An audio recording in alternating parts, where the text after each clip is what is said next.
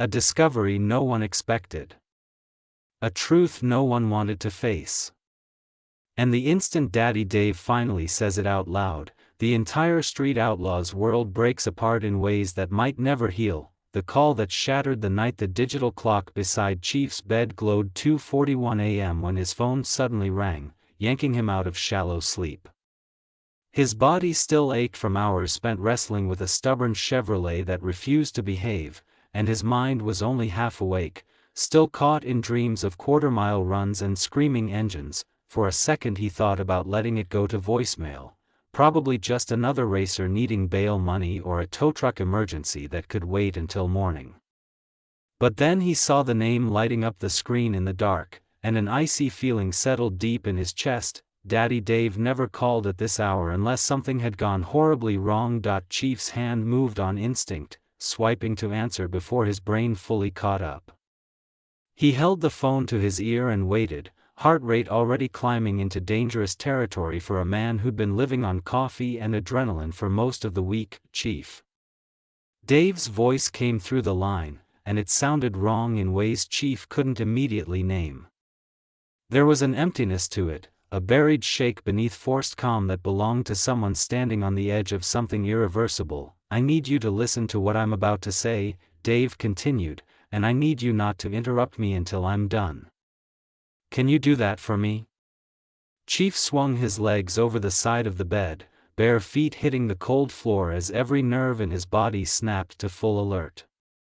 He'd known Dave for more than 20 years, watched him crawl out of wrecked race cars that looked like crushed tin cans, stood beside him through divorces, bankruptcies, and the kind of losses that destroy most people, but he had never heard this exact tone in Dave's voice before. This blend of exhaustion, resignation, and barely leashed rage that promised whatever came next would change everything they thought they understood about their world. "I found something," Dave said before Chief could even respond. "I found something I can't unknow. And once I tell you, once this information leaves the four walls I'm standing in right now, there's no putting it back. The crew, the show, the streets, the brotherhood we've built, all of it is about to be tested in ways we've never faced. And I'm not sure we're going to come out the other side." Chief's mouth went completely dry. His mind raced through every worst-case scenario: federal stings, undercover agents, informants, crashes that weren't accidents. His grip tightened on the phone until his knuckles ached. When he finally spoke, his voice came out rougher than he meant it to. "Where are you right now?" "The farm," Dave answered. "I need you here in under an hour. Bring Sean and Monza. Nobody else. Not until we figure out exactly what we're dealing with and how far it reaches. If the wrong person finds out I have this evidence before we decide what to do with it, we're all in serious danger." The legend who carried the weight. Daddy Dave's climb through Oklahoma City's underground racing scene wasn't luck or chance. It was forged in fire, built on thousands of hours spent in dimly lit garages where the smell of race fuel mixed with cigarette smoke and raw ambition. He started as a kid with more heart than experience, racing beat-up cars against seasoned drivers who should have crushed him, but somehow never did.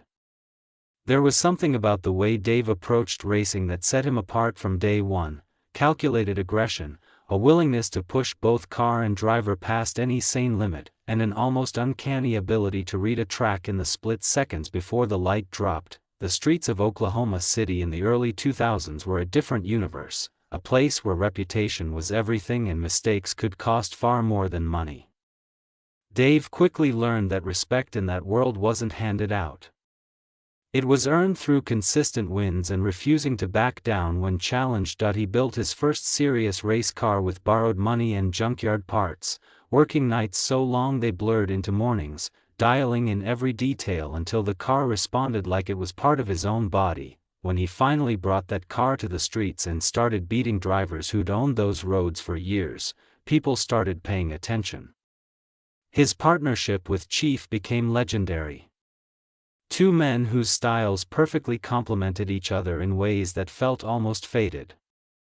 Chief brought surgical precision and engineering genius, Dave brought pure instinct and a fearlessness that sometimes looked like madness. Together they formed the heart of what would eventually become the 405 crew, a tight group of racers who dominated their territory through skill, strategy, and an unbreakable code of loyalty that carried them through huge wins and crushing defeats. But the path to legendary status was paved with moments that nearly ended it all. Dave's crash in 2015 should have finished him. The kind of violent, physics-breaking impact that turns race cars into twisted scrap and sends drivers to trauma bays labeled critical and uncertain.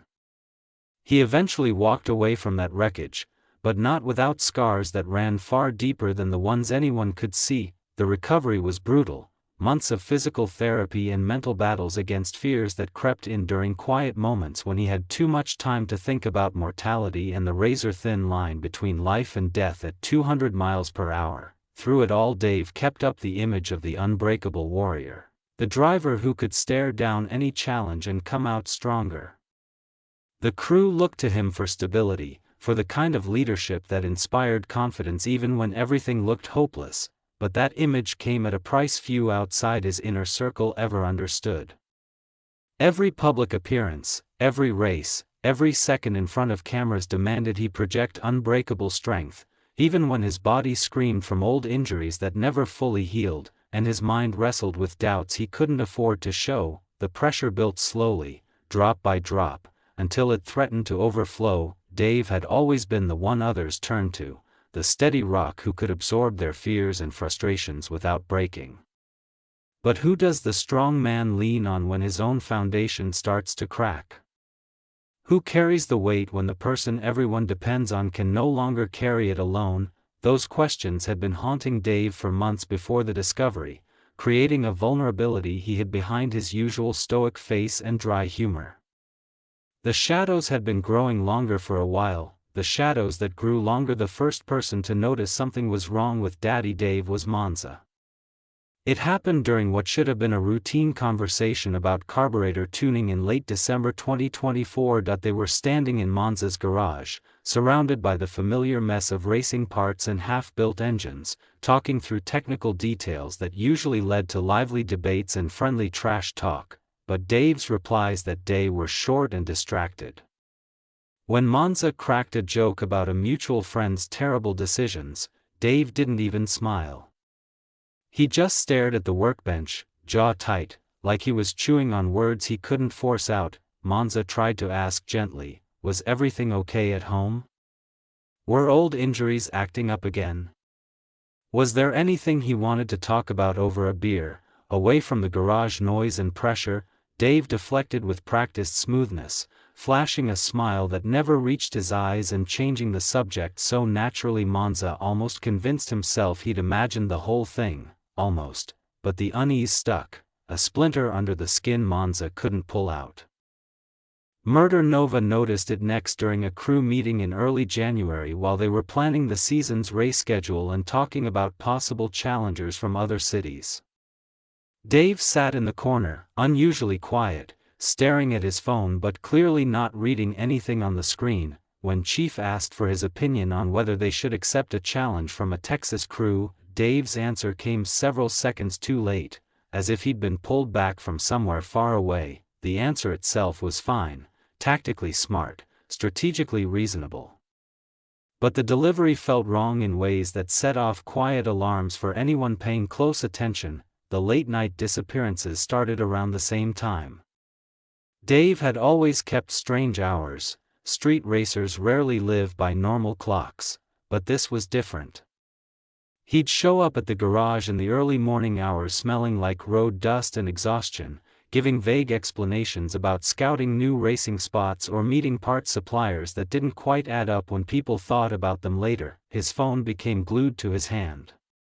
He'd step away from conversations the moment it buzzed, moving to corners where he could speak in low, urgent tones that clearly weren't casual calls. Chief noticed everything, cataloging each odd moment and out-of-character behavior with the same precision he used to diagnose engine problems. He'd known Dave long enough to recognize when something was eating his friend alive from the inside, and this felt bigger than personal issues or money stress. This felt like the kind of weight that reshapes a man's entire face and puts shadows in his eyes that weren't there before. Chief tried several times to create openings for Dave to talk, suggesting late-night drives where they could speak privately, offering help with whatever was clearly crushing him, making it clear there would be no judgment no matter what he needed to say, but Dave stayed locked behind walls he'd built carefully over years, deflecting every attempt at real conversation with the skill of someone who'd practiced avoidance until it became automatic. The crew's frustration built as days turned into weeks and Dave's strange behavior continued without any explanation. Rumors spread in the vacuum of facts. Some thought he might be hiding health problems he didn't want public. Others wondered if personal life issues were being kept from the cameras and public scrutiny that came with the show. The truth, it turned out, was so much worse than anything they had imagined. Dave wasn't pulling away because of private demons or personal struggles. He was pulling away because he had stumbled onto something that threatened to rip apart the very foundation of the family they'd built together. He was desperately trying to figure out how to handle it without destroying everyone he cared about. The weight of that knowledge was slowly crushing him, grinding him down day by day. And the isolation required to keep such a devastating secret was eating him alive from the inside. The evidence that changed everything. The garage where Daddy Dave chose to reveal what he'd found sat on the edge of Oklahoma City. The plain metal building had once been a small manufacturing shop before becoming storage for racing gear. Chief, Sean, and Monza arrived within minutes of each other. Their vehicles pulled into the gravel lot in the pre-dawn dark of a January morning when the temperature hovered just above freezing and their breath hung in visible clouds. None of them had been told exactly why they were being called with such urgency, but Dave's voice had made it clear this wasn't something that could wait for daylight. Dave was already inside. The harsh fluorescent lights overhead threw sharp shadows across a face that looked like it had aged years in weeks. The garage had been cleared of its usual clutter. In the center stood only a folding table surrounded by 4 metal chairs. Spread across the surface were stacks of documents, photographs, computer printouts, financial records marked with yellow highlighter, and handwritten notes in Dave's sharp, angular writing. The sheer amount of material suggested weeks, maybe months, of quiet investigation, countless hours piecing together a puzzle no one else knew existed. Chief felt his stomach drop as he stepped closer and began scanning the papers, racing data that didn't match official records. Telephoto shots of crew members meeting people none of them recognized. Bank statements showing suspicious cash deposits that lined up exactly with races where favored cars suffered sudden, unexplained mechanical failures. Screenshots of text messages using coded language about arrangements, payments, and outcomes that appeared to have been decided before engines even fired. This wasn't rumor or paranoia. This was documented, verifiable proof of deep corruption inside their own circle. "I've been working on this since October," Dave said. His voice was steady despite the faint shake in his hands as he sorted through the papers. "It started when I noticed small irregularities in timing data from last summer's races. Tiny fractions of a second that didn't line up when I cross-checked them against onboard footage and GPS logs. I thought maybe it was just bad equipment or human error at first. But the deeper I dug, the more patterns appeared that couldn't be explained away as coincidence or mistakes." Sean picked up one of the photographs and studied it. His expression moved quickly from confusion to recognition, then settled into something that looked like physical pain. The image showed a longtime crew member, someone they'd raced beside for years, someone invited to family barbecues and birthday parties, someone they'd trusted with their lives on streets where split-second choices meant going home or going to the hospital, meeting a man who worked for a rival racing group. The meeting looked like it was happening behind a restaurant in a part of town where people go when they don't want to be seen. "This goes back at least 2 years, Dave continued, stepping to the head of the table like a prosecutor presenting his case. Maybe longer, but 2 years is as far back as I've been able to trace with certainty. Someone inside our crew has been feeding information to outside groups, sharing details about our cars, our strategies, our plans before races. But it's worse than just leaking intel. There's proof of active sabotage. Races deliberately thrown. Mechanical failures engineered to happen at exact moments. Even crashes we thought were accidents, that may have been set up. Monza's face had gone pale. When he spoke, his voice sounded hollow. You're telling us some of the races we lost, some of the crashes that almost killed people, those weren't bad luck or honest mistakes? Someone from inside our own family was working against us? Dave nodded slowly. The simple motion seemed to press down on everyone in the room like a physical force. I'm telling you, someone we've trusted, someone we've protected, defended, treated like blood, has been betraying us for money. Chief's hands had curled into fists at his sides. His breathing came faster as the implications crashed over him. How many close calls could have been avoided? How many wins had been stolen? How many times had they sat together after disappointing nights, consoling each other, promising to work harder, never knowing the real problem wasn't their preparation or performance, but a traitor inside their own circle? Who is it? Sean asked. The question hung in the air like a blade waiting to fall. Everyone in that room knew that once the name was spoken, there would be no taking it back, no pretending they hadn't heard what they now knew. The revelation would demand action. It would force choices that would change their racing world forever, and possibly destroy relationships built over decades of shared blood, sweat, and victories. Dave reached into his jacket pocket and pulled out one final sheet of paper. He held it for a moment, then laid it face down on the table. Before I turn this over, he said, I need all of you to understand something. Once you know who it is, once this becomes shared knowledge among us, we're committed to a path that's going to get ugly. There will be confrontations. There will be legal consequences. There will be media attention we can't control. And fallout that will touch everyone in the crew, guilty and innocent alike. People are going to have to choose sides. And not everyone is going to choose the side we think they should. He flipped the paper over. The name on it hit each of them like a physical punch. The silence that followed was total, broken only by distant highway traffic and the harsh buzz of the fluorescent lights overhead, because the name on that paper wasn't someone on the edges. It wasn't someone new. It was someone right at the center of their operation, someone whose betrayal felt less like a knife in the back and more like the ground disappearing beneath their feet. When brothers become enemies, the fracture lines appeared within hours of Dave's revelation, spreading far beyond the four men who had gathered in that locked garage. By sunrise, the entire crew knew something catastrophic had been uncovered. Details were scarce. Dave and Chief kept the specifics locked down tight, but enough leaked to poison the air. Suspicion spread fast. Longtime friends turned wary and defensive. The first confrontation exploded at Murder Nova's shop.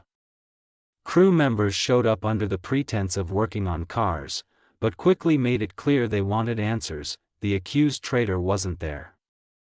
Dave had insisted they stay away until decisions were made.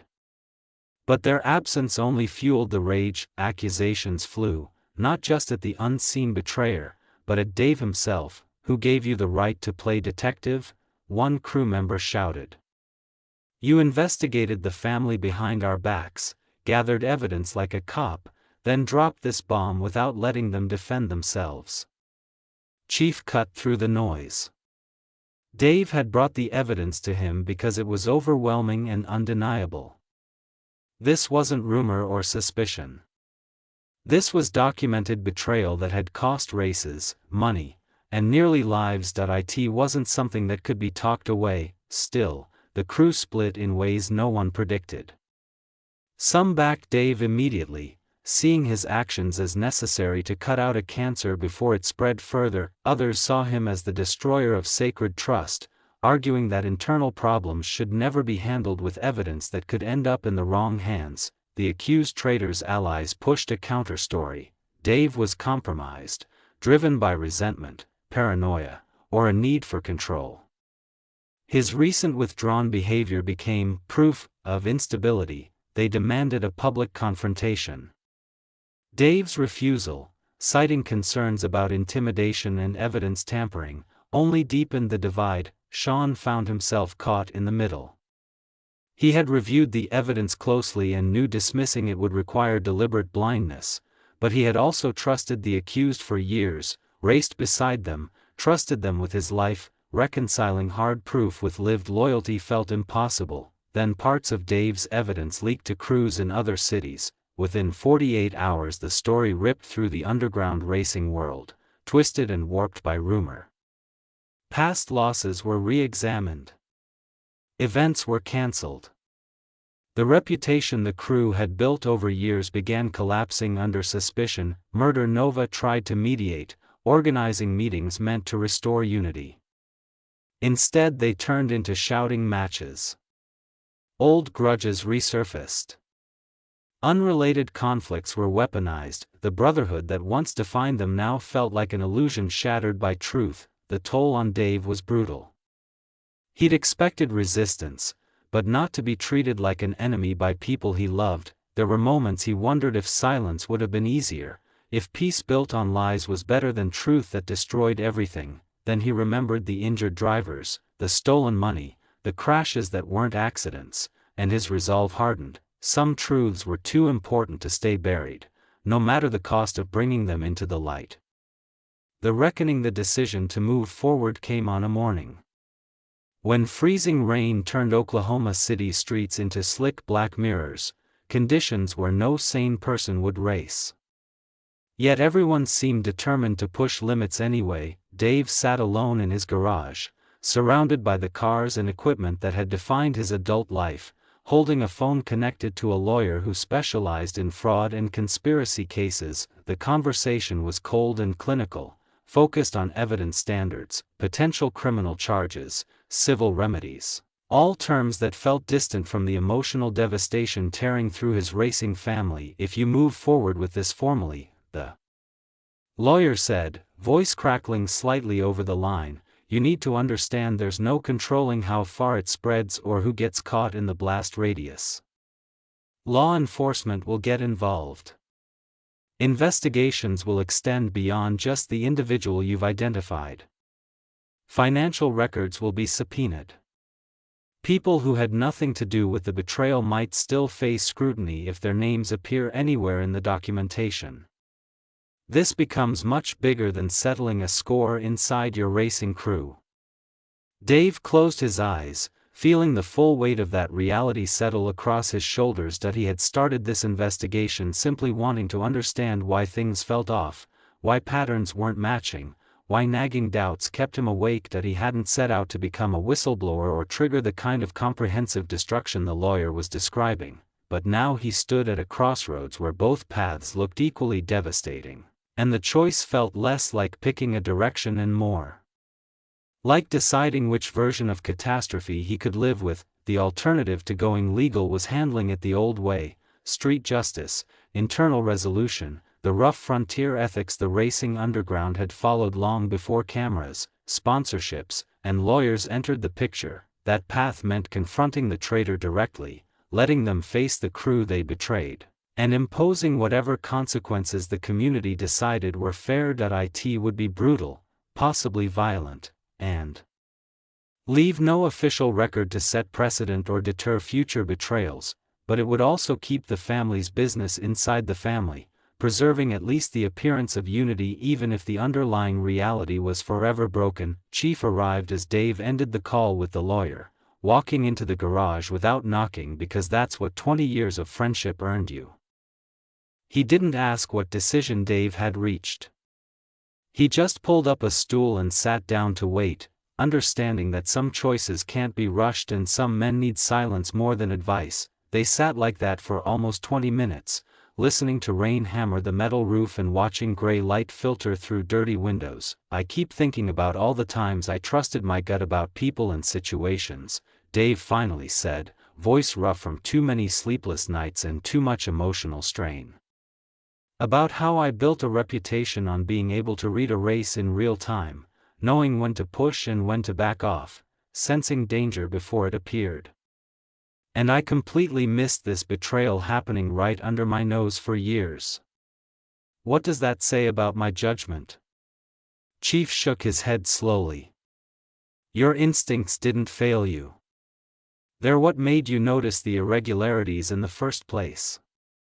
What drove you to dig deeper when everyone else was happy to accept surface explanations? The betrayal happened because someone got very good at hiding it, not because you stopped being good at seeing. Don't let this destroy your confidence in what makes you exceptional. The words helped, but they didn't make the decision easier. Dave stood and walked to the workbench where a photograph leaned against a toolbox, an image from 5 years earlier showing the entire crew gathered after a major win. Arms around shoulders, genuine smiles that spoke of shared joy and achievement, the accused traitor stood near the center, looking for all the world like someone who belonged there and would never dream of betraying the people who'd lifted them up. I'm moving forward, Dave said.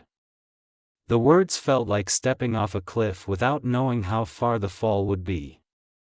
I'm turning everything over to the authorities and letting the investigation go wherever it leads. If that means some of our crew faces consequences for things they didn't directly do. If that means the show gets cancelled or our reputation gets destroyed or people I care about decide I'm the villain in this story, then that's what happens. Because the alternative is living with the knowledge that I let a betrayal slide because confronting it was too hard or too damaging to my comfort. The formal complaint was filed 3 days later, triggering exactly the kind of wide-reaching investigation the lawyer had warned about. Federal agents began interviewing crew members, subpoenaing financial records, examining race footage with forensic detail. The story broke first in racing media, then spread to mainstream outlets fascinated by the collision of underground culture and betrayal. Cameras that once captured victories now filmed a racing family tearing itself apart under accusations and counter-accusations. The accused traitor was arrested on charges including fraud, conspiracy, and racketeering, legal terms that felt surreal when applied to street racing but reflected the serious scale of their systematic deception. Their defense team immediately went on the attack, painting Dave as a vindictive former friend driven by jealousy. Some crew members publicly supported that narrative, appearing in interviews where they questioned Dave's motives and character in ways that would have been unthinkable just months earlier. But others rallied behind Dave with surprising force. Monza organized a public show of support, gathering drivers from multiple crews to make clear that standing against internal corruption was courage, not betrayal. Murder Nova used his platform to defend Dave's integrity, arguing that brutal truths must be confronted even when doing so is painful. Even crew members who'd been skeptical at first began reconsidering as more details emerged and the full scope of the betrayal became impossible to deny. The legal process would take months, possibly years, to fully resolve. And the Street Outlaws world would never return to the innocent simplicity it had before Dave's discovery. Trust, once broken so deeply, can't be perfectly restored, even with time and effort. But something unexpected rose from the wreckage, a harder, more honest version of community that acknowledged human imperfection while still demanding accountability. Daddy Dave would carry the scars of this period for the rest of his life, would always bear the burden of being the one who shattered the beautiful lie that once held them together, but he would also know that, when faced with the hardest choice of his racing career, he had chosen truth over comfort, accountability over blind loyalty, and the painful growth that comes from confronting betrayal instead of pretending it didn't exist. That knowledge wouldn't erase the cost, but it would make the burden bearable. Share your thoughts in the comments below. If you enjoyed this video, don't forget to like, share, and subscribe to the channel for more stories like this. and before you go, make sure to check out the other videos playing on your screen right now.